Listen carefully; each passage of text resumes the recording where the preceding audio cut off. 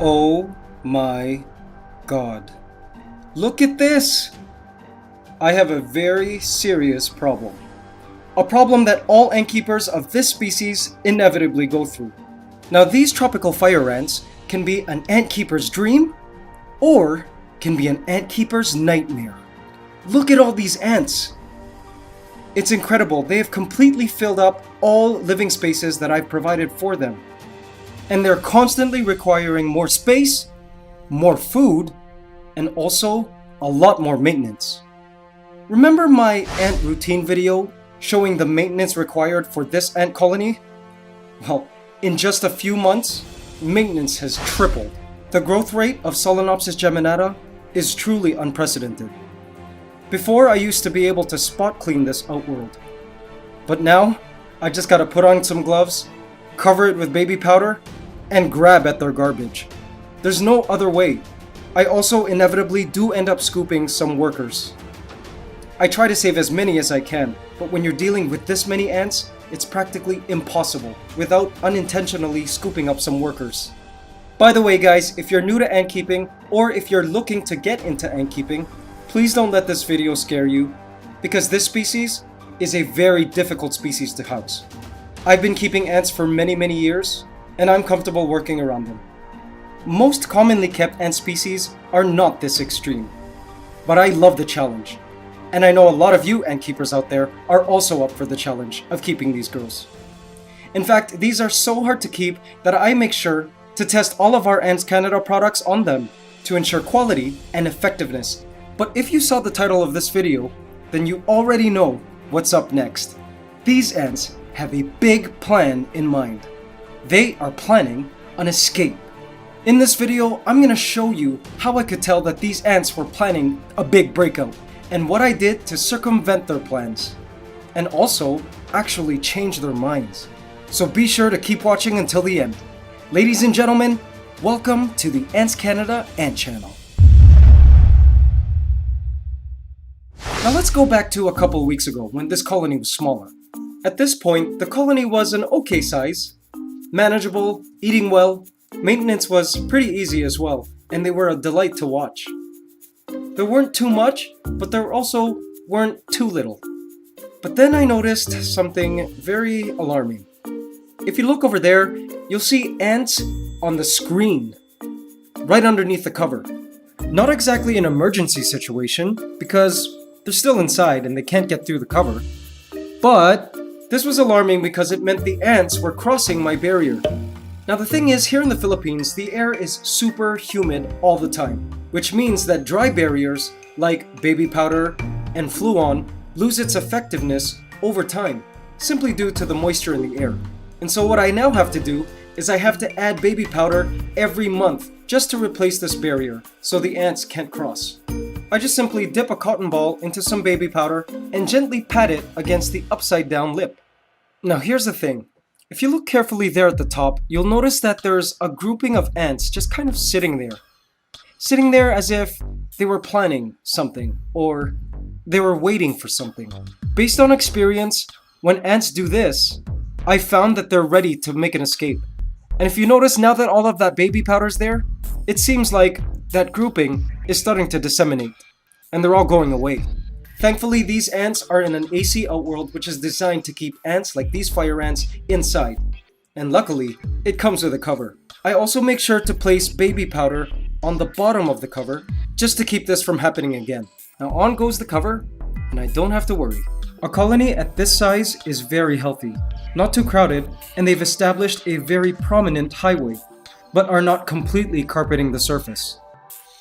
They are, however, growing at a very exponential rate. And I found that the larger the colony, the more aggressive they are, which can prove to be a challenge, especially when you're working around them. In this case, like when I'm changing water tubes.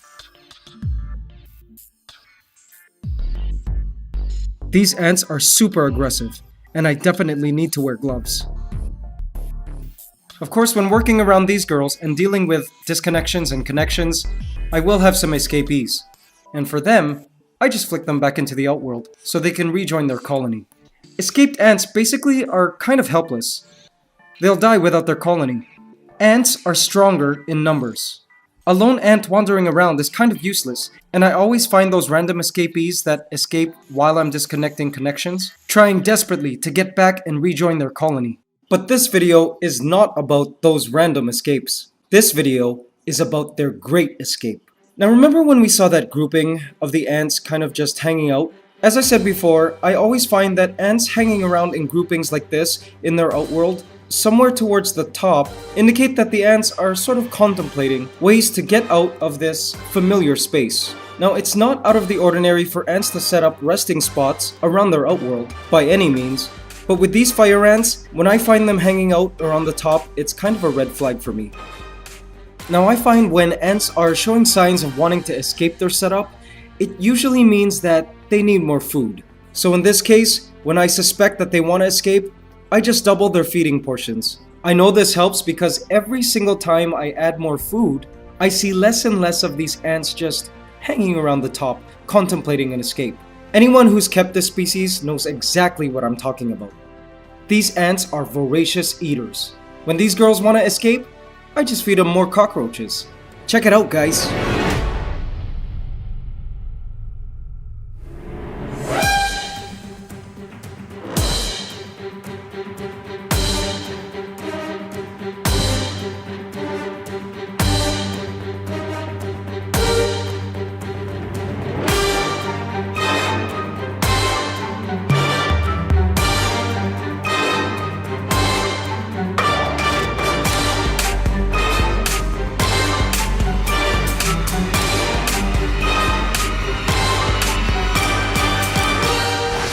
And now, here I am adding a little bit more baby powder, just to be safe. Look how many workers are foraging this outworld. It's just crazy. Both hybrid nests here are completely full.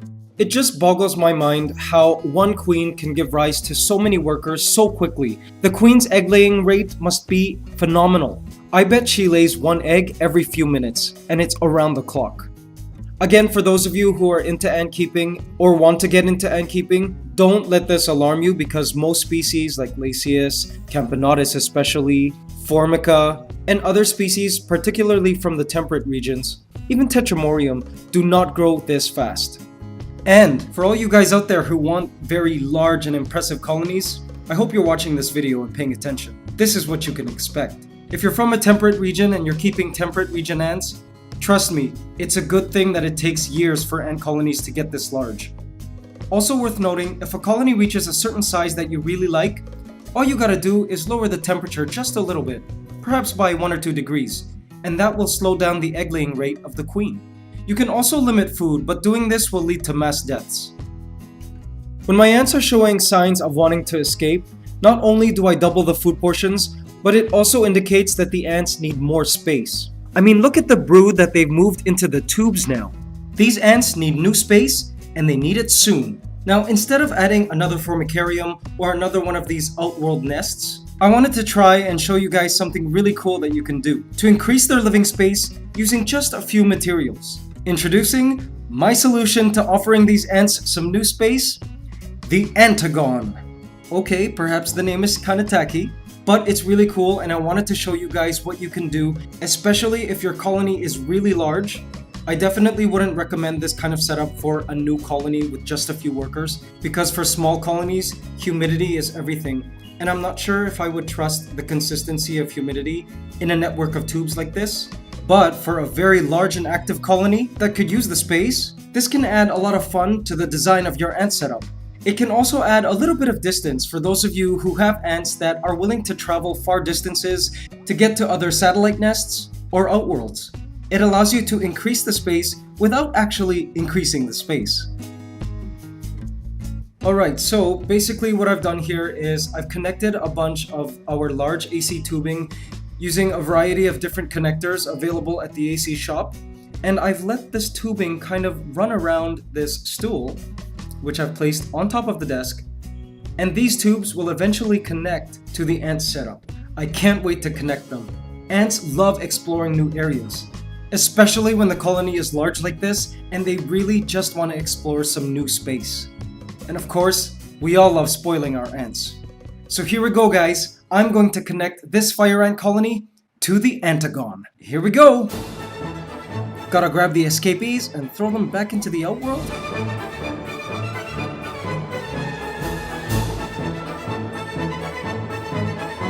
Look at him go!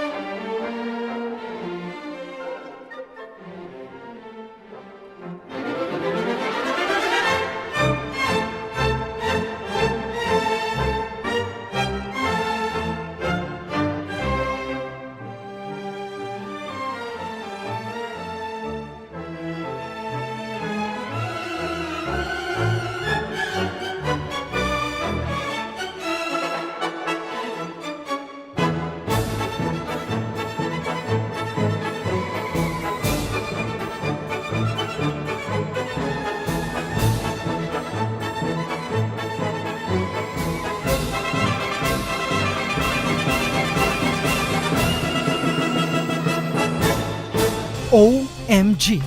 I can't believe what I managed to film this week. So this video was supposed to be a regular holidays video of what I gave to all my pet ant colonies of the ant room for Christmas. But it turned out to be something much more raw and so utterly fascinating that I just had to completely make this week's video about this very event. My massive pet fire ant colony, you guys have named the Fire Nation, is undoubtedly my most ravenous, meat-hungry, prolific, and admittedly, for some reason, the channel favorite. So this year, I had to give them a gift they'd love. Something that would beat the hamster I gave them 2 years ago, and the cockroach Christmas tree I gave them last year. And so AC family, this week, what they received for Christmas was something they'd never before had. And what they ended up doing to it will leave your jaw on the floor, just as it did mine. You'll see exactly what I mean at the end of this video. Brace yourselves, everyone, as we enter the fiery Selva de Fuego, the epic paludarium kingdom of the Fire Nation fire ants, here on the Ants Canada Ant Channel.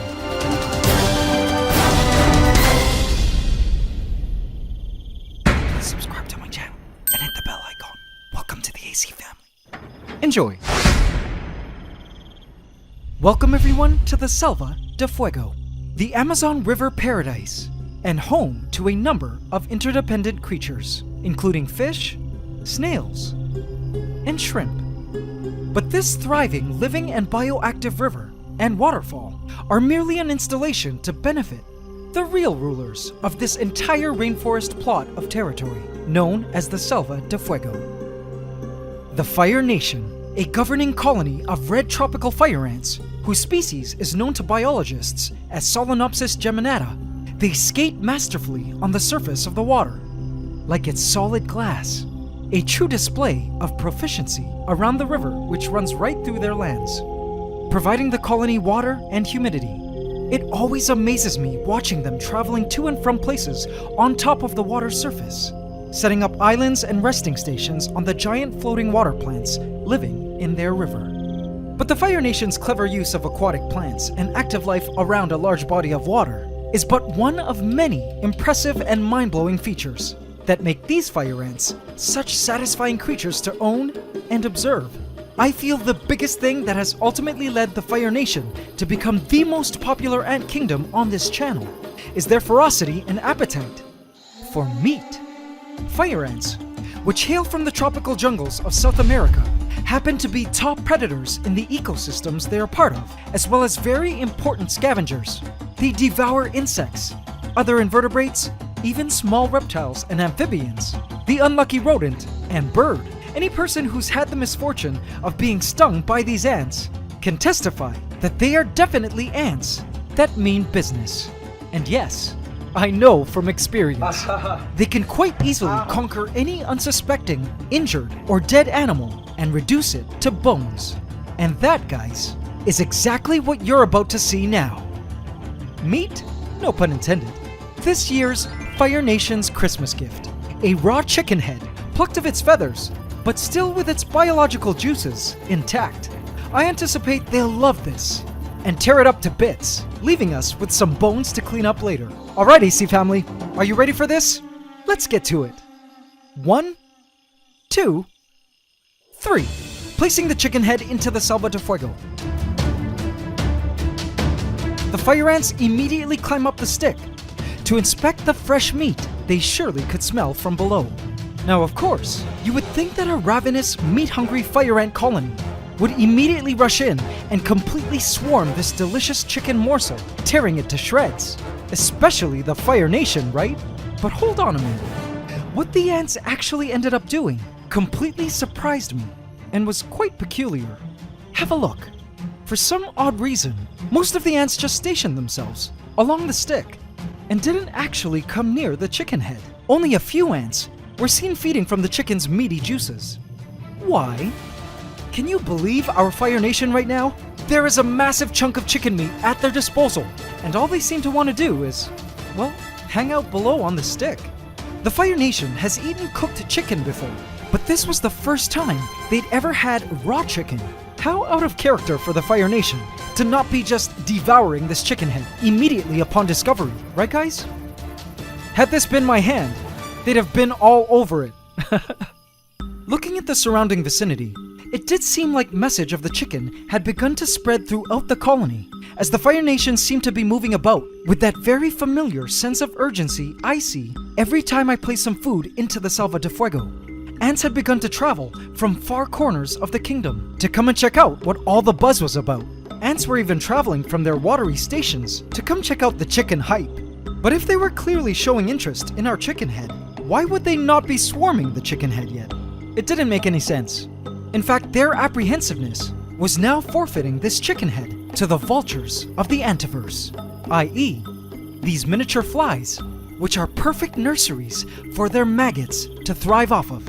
This chicken head could be perfect for a swarm of maggots to devour and completely steal from the Fire Nation.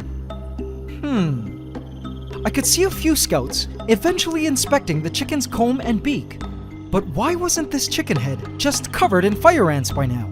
Were the ants weary of this foreign chicken head for some reason? Well, AC family, the answer to that will surprise you and was going to come to us in a little bit. Meanwhile, while waiting for them to make their next move on our chicken head, let's take a closer look at the Fire Nation workers. Though we featured the Fire Nation in many videos before, it's been a while since we've actually taken a close look at the impressiveness of the individual workers themselves, which in my opinion are easily overlooked. You may or may not know, fire ant workers, like these members of the Fire Nation here, are known to be what is called polymorphic, which means that there are various sizes of workers, from small miners to massive super majors with big heads. Though each worker caste shares similar jobs, some worker castes may be better at specific tasks than others. For instance, the super majors, like this one you see here, may be better at cutting food items open with their massive jaws and jaw muscles. The smaller fire ants, the miners, may be better at handling tiny objects, like eggs and micro bits of food. It does seem like these ants may be licking a drop of chicken blood that hit this stick when I placed the chicken in. But if they seem to love the raw chicken blood, what was the problem with the chicken? Something about our chicken head was not right for the Fire Nation. I couldn't imagine the Fire Nation being afraid of a lifeless raw chicken head. I was beginning to wonder if the Fire Nation was actually having cold feet. Little did I know, that was exactly what it was. Literally. Because 20 minutes later, this is what I saw. The Fire Nation had finally decided that the time was right for them to move in. All right, the deconstruction of the chicken head had begun. Ants were swarming in through the bottom, as well as chewing in from the skin of the face. Flies also seen taking full advantage of the carcass. It finally occurred to me what had taken the fire ants so long to start swarming in.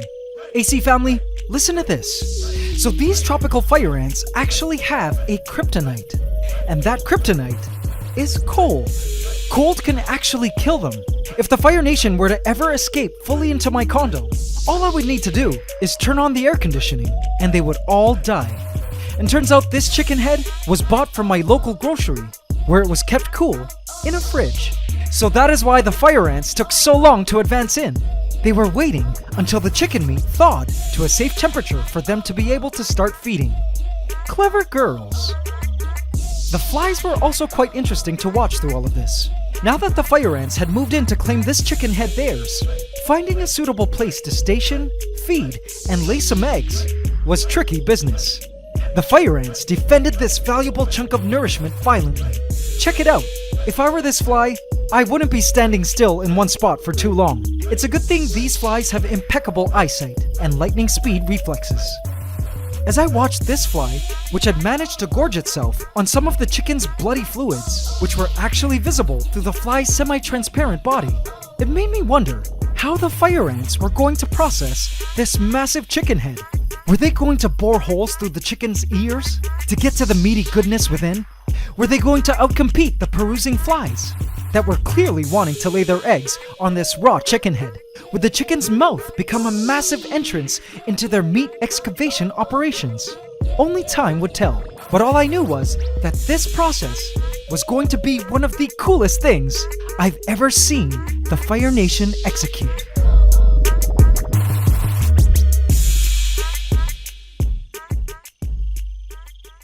Five hours later, I checked up on the progress. Have a look. Oh wow! Look at them! They were so busy! The ants were everywhere now, all over the chicken's face skin, feeding from the tissues, entering through the ears, and just pouring in from the bottom of the head. It was clear that the fire ants were loving this chicken head. I couldn't wait to see them tearing it up gradually over time. And boy, were they dedicated! Overnight, the operations continued. Dismantling this chicken head for distribution to the rest of the colony was a round-the-clock job. These ants were relentless, and were not going to rest until the chicken head was completely bare. By now I could see swarms of ants feeding from within the mouth, entering through the nose, entering and exiting through the ears, and teams of ants still pouring in from below. It's no wonder ants are among the most successful organisms on the planet, as their teamwork and tireless determination is truly exceptional in the natural world. They actually have the pressure to break this huge meat source down as fast as possible, because in the wild, they risk losing it to larger hungry animals that might find this chicken head tasty. Fire ants, though notoriously perceived as hated pests by most people, are in fact Mother Nature's specially designed agents for the transitioning of animal matter back into the earth.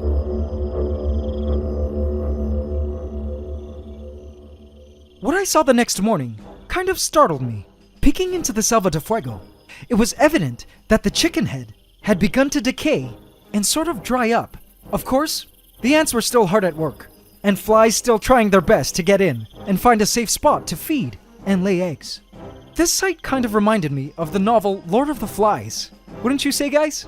But the startling thing about this entire scene was that the chicken's eyes were open. OMG, how creepy. I guess the hydration process, coupled with the interior excavation of the meat, has caused the chicken's eyelids to open. Or another possibility, the ants managed to pry the eyelids open to gain better access within. From the looks of things, no pun intended, the ants were trying to bore their way into the chicken's eye socket. Is it just me, or is this giving anyone else out there the shivers? The ants had seemed to be much more organized now, with specific operational plans as to where to get into the chicken skull, where all the good stuff lay. And little did I know, the process was going to get even cooler as time passed more and more. AC family, if you're a fan of zombies, I can't wait for you guys to see what this chicken head looked like 24 hours later, as well as how the ants needed to alter their food processing technique. These fire ants are indeed masters at what they do. Do you guys understand now why I had to make this its own video? It was all too cool not to. So the next day, I found a peculiar amount of ants drinking from the river. Why? Thirsty much, O Fire Nation? This here is an unusually large number of ants drinking from the river at the same time. And it made me wonder what was making the ants so thirsty. Can you guys guess? Well, turns out the answer lay just above them. Have a look. AC family, presenting Fire Ant Chicken Jerky. The chicken head had dried out and decayed so much now, giving it a sort of zombie-like beef jerky-esque appearance. And trust me, it smelled salty and like beef jerky. Let's observe the flesh. The meat and skin had been eaten away and was now starting to grow strands of fungus on it, forming a sort of carpet fungus. The ants seemed to be breaking up and feeding on remaining bits of meat that were available in the chicken head. But it did seem the ants didn't have very much left to work with. Still, the ants seemed determined to get every little bit of usable meat they could from this chicken skull. Let's look at where they were entering. It seemed the ants now had established entrance into the skull through the mouth, nasal cavities, and a hole towards the top of the skull. The eye had completely sealed off now with fungus carpet. It was surprising to me to note that although flies were still seen droning around, there was no evidence of maggots at all. Seems the Fire Nation had done a great job at fending off the flies from taking their valuable meat. So why were the ants then extra thirsty now? Probably because drier meat meant the colony needed extra water to break down the dried meat fibers within their bellies. At least that was my guess. Over time, the chicken head began to decay more and less ants were seen visiting the chicken head, probably because it became less and less edible. Nearly 1 week later, as of this morning, this is what the chicken head looked like. A chicken skull with nothing more than a bit of hard, rotting flesh bits. In nature, the remaining decaying parts edible to the ants would have been further broken down by soil creatures, fungi, and microbes. But regardless, watching these fire ants reduce this chicken head from this to this was a spectacle I would never forget. What did you guys think of this process? What other things should I try feeding the Fire Nation? I felt this chicken head was the perfect Christmas gift to give the most famous ant colony on this channel, as the nourishment was enough to sustain the entire colony of millions for a good week at least, and perhaps give the queen a surge of valuable protein to produce more eggs than usual, and give the colony a huge population boost, as if they need it. I noticed the next morning, the fire ants had been busy cutting out their own path of resistance. The fluon barriers I had placed to ensure the ants remained secure inside the Selva de Fuego had weak spots. Overnight, the ants had figured out that the corners were easier to cling onto despite the fluon barrier. Oh no! So far it looked like they hadn't yet figured out a way to cross the upside down lip. But that's not all. What I spotted next caused me great concern.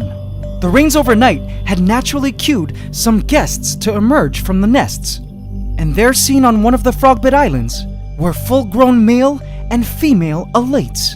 We didn't have the time I thought we had to prepare. The fire ants were now starting to have mating flights. What was I going to do to keep all these fire ants inside? It was then that a tiny movement in the corner caught my eye. A tiny spider was lassoing some of the ants that managed to get too close. At first I asked myself, how on earth did a spider get in here? It must have come in with the plants. But what was more important was that it was at that very moment a crazy idea came to me, which would offer a great solution to both my fire ant escape problems. Oh boy. This was about to get interesting.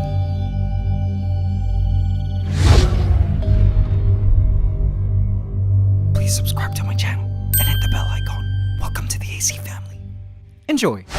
So, AC family, I know a lot of you out there are arachnophobic, as it is a very common phobia. But if you've read the comments on some of the other videos of this channel, so many AC family have expressed that these ant nature videos help them overcome their fear of ants. So if they can do it, so can you arachnophobes. If you are one of these arachnophobic people, while watching this video, do take deep breaths in and out. Feel free to press pause whenever you need to, and grab someone's arm to watch with you, especially at the ending. Because if you can get over the rather intense scene at the ending of this video, you can say that you have officially conquered your spider fears. Now about the escaping ants, I know a lot of you have mentioned why not just add a mesh cover to the Selva de Fuego to keep the ants in? Valid question. But the answer to this is I can't add a cover because these ants are small enough to fit through the space between the glass edge and any cover I put on. And if I were to add some kind of sandwiched insulation layer to block that space between where the cover meets the glass, the ants would be able to chew through it and eventually get out. Plus, even with a tight-fitting cover, what about when I have to feed the ants? Or do water changes and maintain the river? As soon as I would open that bad boy, the ants would be ready to break loose. Basically, a cover was not an option, and a barrier was the answer, even if it had to be a biological barrier. So AC family, over the years, a lot of you have been asking and waiting for an episode like this. But never had I imagined I would be in a situation that necessitated the meeting of two of my favorite invertebrates on the planet in a single enclosure. But today, we were going to attempt the unimaginable. Spiders and ants couldn't be any more different. Ants are insects with 6 legs. They're social in nature, living in huge groups, and they live in soil. Spiders are arachnids with 8 legs, most species of which live in solitude, in webs that they spin. For ants like these fire ants, a colony you guys named the Fire Nation, their venom is injected from their stingers. Spiders inject their venom from fangs. Both fire ants and spiders, however, are notoriously hated and feared by the world, and revered and loved by critter lovers like us. Today, I needed a safe and ethical way, a natural way, to keep my fire ants that have surprisingly managed to pass my barrier of fluon in their newly created rainforest setup called the Selva de Fuego from escaping into my home. But it wasn't only the crawling ants that I had to worry about. It was also the flying ones. The Fire Nation's army of reproductives called alates, young queens and males produced by the main queen every mating season, were growing in numbers now, ready to start their annual mating flights to seed the next generation of fire ants. I was surprised to discover last week that the Selva de Fuego's lush, humid, and rainy climate was the cue these reproductives were waiting for to start these massive aerial breeding sessions. But I wasn't going to let the fire ant nuptial flights nor escapes happen. I was determined to use some special 8 armed forces. My plan today was to release a team of hungry spiders into the Selva de Fuego to hopefully serve as natural assassins of escaping ants, as well as air control for these flying reproductive ants. The plan was totally crazy, but at this point I was willing to try anything. It was too late now to move the Fire Nation back into their old setup. We needed our team of spiders now.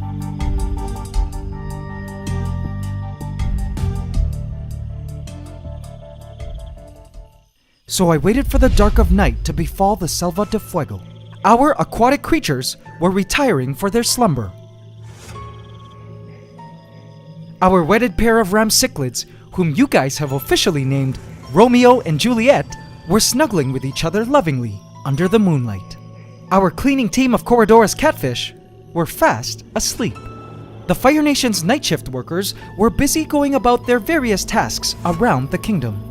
But what the Selva de Fuegans didn't know was that above them awaited secret teams of skilled beasts, preparing for what we will call Operation Fear, flying and escaping ant regulation. Behold, our 8 armed forces for the job. AC family, here I have prepared 2 teams. Meet Team A group of 4 Neoscona Punctigera, orb weaver spiders. This was a stout team of female assassins who create impressive orb webs in jungles, which are super effective at capturing prey. They were the perfect size because they were not too big, which meant they might be able to safely touch Selva de Fuego soils without being noticed in case they do need to secure webbing from ground attachments. They wore camel and could blend in perfectly with any branch, leaf, or rock. Next, AC family, I'd like you to meet Team B, the brawn and muscle of our operation. In the event of Team A failure, meaning death at the mandibles and stings of the aggressive Fire Nation, or abandonment, or even death by each other, the plan was to then send in these spiders of Team B. They were also orb weavers, belonging to the widespread genus Argiope. Unlike the spiders of Team A, these ladies were giants. And unlike Team A, there was nothing discreet about them. Shiny silver and yellow patterns adorned their backs, designed to reflect sunlight to attract insects into their grand orbs. They were scary looking. Except maybe this one. It seems this spider came to me in the middle of shedding and had hardened in a very distorted manner. The poor thing. I'm not too sure what I will do with her. All 8 of these spiders, by the way, were recruits sent to me by local children here in the Philippines where I currently live. You see, a long-time popular activity for Filipino kids for decades has been spider fighting. Something my dad told me about as a kid, where kids would go out and catch these spiders from the forests and keep them in matchboxes until they were ready to be put up against each other on sticks to fight to the death, sometimes betting money. These spiders hopefully won't be killing each other though. I hope they will be preoccupied with picking off the ants. There were, however, so many uncontrollable variables I could foresee with Operation Fear. First, there was no way to control where the spiders would build their webs. As a kid growing up in Canada, I used to release an orb weaver spider at my windowsill, indoors, and they would obediently build a web right there on my window by morning, where I continued to feed them until they died by fall. My hope was that if I released 4 of these orb weaver spiders into the Selva de Fuego, at all 4 corners of the territories, they would each build their own web on location, and take care of ants escaping at these corners. This was the best case scenario. Second, there was no way to tell if their webs would be effective at catching all flying reproductive ants, or even escaping ants. Third, nothing stopped the spiders from simply crawling out of the Selva de Fuego and wandering off somewhere in my ant room, or even out a window. Fourth, I had no idea if these spiders would be able to survive the wrath and bloodthirst of the Fire Nation. In fact, nothing has ever been able to survive the Fire Nation. In other words, AC family, this entire thing was 100% experimental and unpredictable. But again, I was willing to try it. So here we go. It's time to release our 4 members of Team A at their individual posts within the Selva de Fuego. But first, we needed to give the spiders a leading advantage at the space. We couldn't have the spiders attempt web building while fire ants were all around. So I reinforced the corners with baby powder mixed with alcohol barrier to keep the ants temporarily off, so the spiders could web build undistracted and in peace. Next, I prepared wire clips from which each spider's container would hang. Here we go, AC family. 1, 2, 3. Releasing our first spider, and then our second, third, and fourth. AC family, let's watch. The spiders immediately emerged from their containers and began to wander the premise. This spider felt the need to release its built-up feces before embarking on its journey to who knows where. I watched as it came close to a nearby spider, but took another route above it, accessing our rain system. Another spider stationed herself in a discreet spot along the edge of the tank, where fire ants came dangerously close but didn't seem to notice. This spider decided to hang out and clean itself. Look at that webbing! Can we marvel at this creature for a second? Take a look at her. I find it just incredible that evolution has created such an animal. living exclusively on webbing produced by spinnerets on the tip of its abdomen. Spiderwebs start off as a liquid and solidifies into a sticky substance when in contact with air. What's amazing is that this spider can control the types of silk webbing produced, depending on what the webbing is for. In this case, it's a lifeline to hang from. Webbing used for wrapping prey is different from webbing used to build webs, which is different still from lifeline webbing, like this spider's here. Whoops! AC family, get this! Spiders can create up to 7 different types of silk for different uses, including webbing for pheromonal trails, reproduction where some spiders create sperm webs, prey immobilization where some spiders squirt and mix their venom with their silk, guideline webbing to help spiders find their way back to a previous location, and this awesome thing called ballooning, where spiders will use their silk to catch winds to actually fly them to other locations. Yes, many spiders can fly. Isn't it mind-blowing to think about how evolution has produced such a creature? Many ants also produce silk. Not these fire ants of the Fire Nation, but ants that create cocoons, like our Golden Empire, or that build silk-glued leaf nests, like the black dragons. But ant silk is nowhere near as versatile as that of spiders. Humans are studying the chemical makeup of spider silk to better understand how we can improve human items like bulletproof vests. Anyway, this spider eventually went on to join the station spider on the risky edge to sleep soundly for the rest of the night. It seemed like these spiders were not too aggressive to each other. The other 2 spiders kind of just chilled and cleaned themselves all night and seemed unfazed when the rains came rolling in. I actually tried to stay up all night to watch the spiders in hopes to film them building their orb webs, but I ended up falling asleep on the floor. When I woke up, I instantly jumped to check the Selva de Fuego to see if the spiders had built webs. To my dismay, there were no webs. I saw spider 1, 2, 3, and spider 4 was nowhere to be found. Oh, never mind. There she is. She didn't survive the night. Oh boy. This was all going to be tougher than I thought. Later that day, another spider went missing. She must have fallen prey to the Fire Nation as well. That afternoon, I decided it was time to send in Team B. I summoned Team B's most promising members and placed them into the Selva de Fuego. These spiders were absolute giants. I loved watching them for hours as they moved around the top of the Selva de Fuego. The one thing I did notice though was that they spent a lot of time, and I mean a lot of time, cleaning themselves. I had no idea spiders were such germaphobes. By night, I saw something really interesting. Check this out. It seemed one of the Team B spiders had set up the framework for an orb web, but it seemed to be bouncing back and forth. When I looked down to see where it had attached its support line, there was a member of the Fire Nation trying to climb up the web to get to the spider. You see how fearless the Fire Nation is? Man! Anyway, the spider seemed to be trying to shake the fire ant off, so it could continue with web building. I was looking forward to finally seeing some webs by morning. Morning came, and checking the Selva de Fuego, I saw no webs. Again. In fact, I saw no spiders at all. The only place I did see webbing was outside my window. One of them had managed to find its way out of my ant room. This unlucky streak continued when I tried to release our 3rd member of Team B, which I found later under a huge pile of Fire Nation workers. And well, this deformed Team B member couldn't even move properly, so I let it go. AC family, this was the failure of Operation Fear. I felt terrible at all the arachnid lives we had lost while trying. And what was worse, the Fire Nation had now found a way to cross the upside-down lip.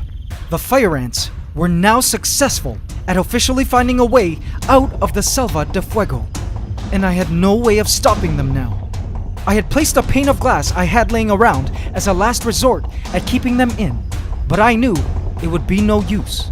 Soon these free ants would be going back to the colony to tell them all about this new way out. I panicked and felt defeated. I couldn't imagine the Fire Nation breaking loose in my room. And then, the unthinkable came to mind. Was I going to have to resort to exterminating the Fire Nation myself? With spray? No! Suddenly, clarity. It was then that I knew what to do. Or rather, whom to visit. AC family, who you're about to meet now is someone absolutely legendary. Someone none of you have ever met before, but whom I've known since the beginning of time. Well, ant time, anyway. In watching these ant videos, you've all come to know the queens of this ant room, of our Antiverse. But what you guys don't know is that before the Antiverse ever came to be, there existed the One, a goddess, who ruled this plane of existence. Actually, I'm surprised none of you ever asked about what lay next to the Fire Nation, what lay beneath the Fire Palace. AC family, it was time to visit the goddess of the Antiverse, who is surprisingly not even an ant. No, the goddess of the ant room is a spider. I approached the goddess's lair with reverence and caution, opening the glass. And AC family, brace yourselves as I present to you, in her splendid divinity, Imelda, the bird-eater tarantula, goddess of the Antiverse.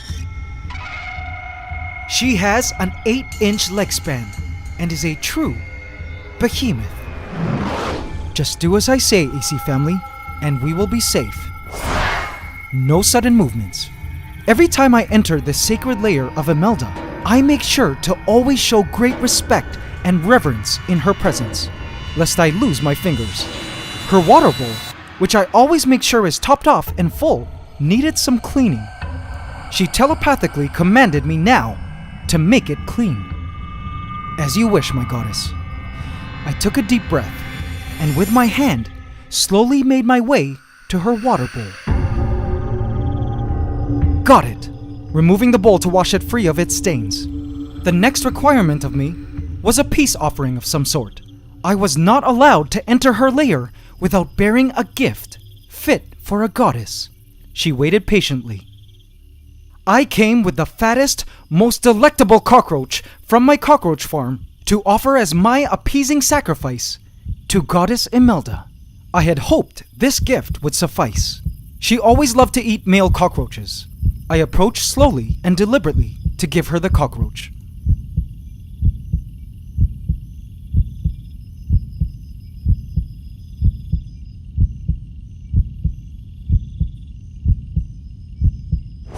Oh man!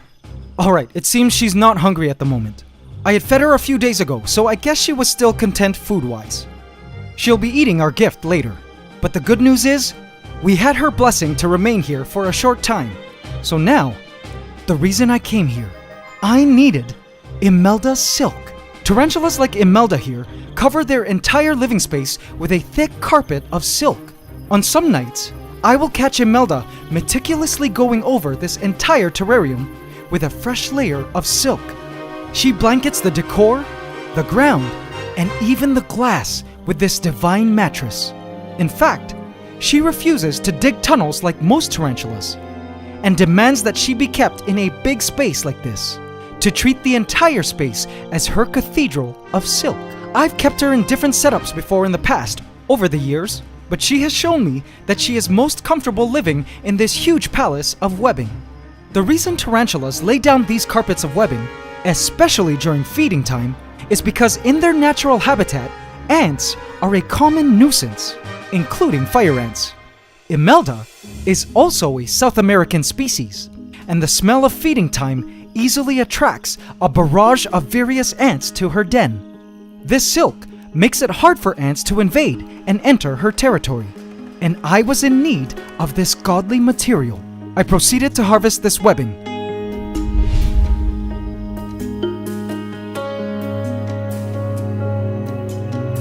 I attached it to the corners of the Selva de Fuego.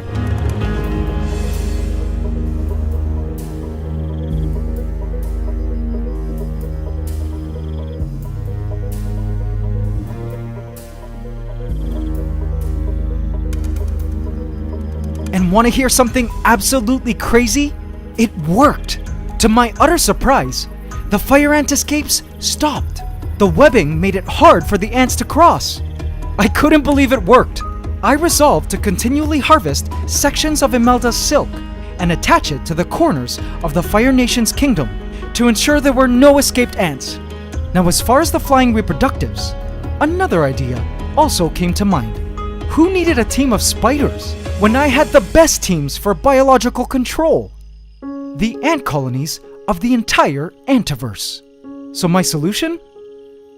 Blacklights, set on at night to attract the flying elates into the adjacent kingdoms of our other ants, who would then proceed to have a feast. I was completely elated that we found a solution to our fire ant escape problems. It could have been so easy to resort to some kind of chemical warfare to combat the Fire Nation, but deep inside, I just knew Mother Nature had an eco-friendly solution to my problems somewhere. I just had to figure it out. And today, I felt as though I had cracked a grand code to a Mother Nature's Rubik's Cube. And as if Mother Nature was giving us a pat on the back for all the great work, in the night, I spotted something that filled my heart with such joy and amazement. Romeo and Juliet were engaging in the ancient dance performed by ancestors millions of years before them. AC Family, they were spawning. It was absolutely beautiful to witness, and also assuring, because from my research, ram cichlids will mate when water conditions are just perfect.